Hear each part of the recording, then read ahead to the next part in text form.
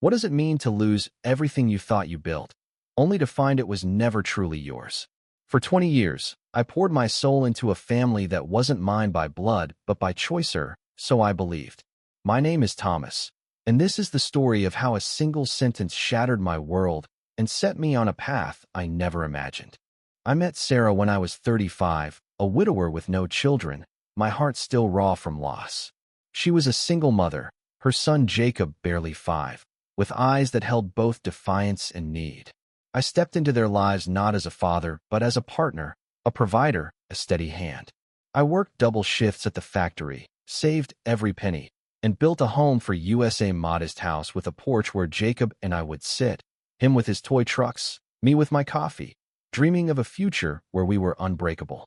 Years passed, and I thought we were. I taught Jacob how to ride a bike, cheered at his soccer games, and stayed up late helping with algebra. Sarah's smile was my anchor, and Jacob's laughter was my reward. I wasn't his father by birth, but I was his dad in every way that mattered. Or so I thought.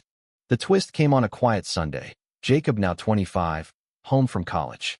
We were at the dinner table, the air heavy with unspoken tension. Sarah had been distant, her eyes avoiding mine.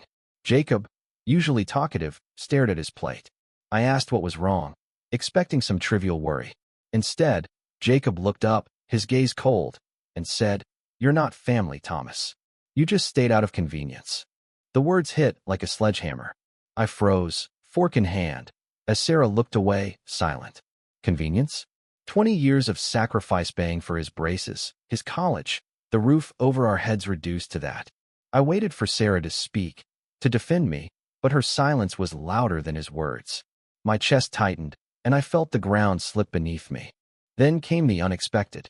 The next morning, as I packed a bag in stunned silence, Sarah's sister, Ellen, showed up.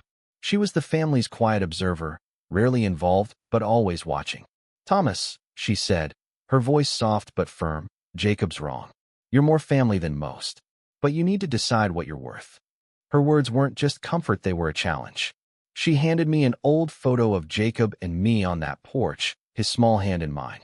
"Don't let his anger erase who you are." I left that day. Not just the house, but the life I'd built. I took the savings I'd squirreled away, the deeds in my name, the car I'd paid for. I didn't do it out of spite, but out of necessity to reclaim the pieces of myself I'd given away. I moved to a small cabin in the hills, far from the noise of that betrayal.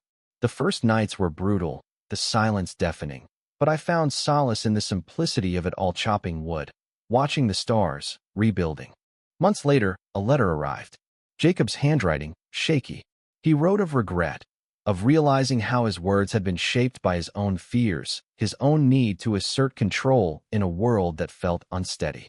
Sarah had left him too, chasing a life she thought she'd missed. He was alone now, and he was sorry. He asked to meet, to talk, to try again. I sat with that letter for days. Ellen's words echoed, "Decide what you're worth." I wasn't just a convenience. I was a man who loved fiercely, who built a family from nothing, who deserved better than dismissal. I wrote back, agreeing to meet, but on my terms. Not to return to what was, but to see if we could build something new, honest, flawed, real. Standing on that hill, watching the sunset, I realized family isn't just blood or time. It's the choice to stay, to forgive, to rebuild. Jacob's words had broken me, but they also set me free to redefine what mattered. I wasn't just the man who stayed. I was the man who chose to love, and that was enough. Yindi.